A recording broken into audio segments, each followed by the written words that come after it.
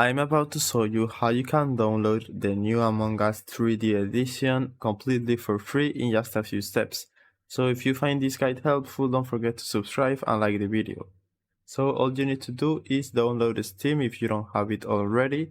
And once you are here and you are logged into your account, you need to search for Among Us 3D and you will find this. So click there and you will find the option to download the beta of Among Us 3D completely for free. So just click the download button and this will ask you the drive where you want to save this game. In my case it will be this one. So click install and accept the terms of the game, and now the download will start automatically, and just after a few minutes, depending on your internet speed, you will have the game ready to play with your friends. And that's it. That's all the process you need to follow if you want to play the new Among Us completely for free. I hope it was helpful and thanks for watching.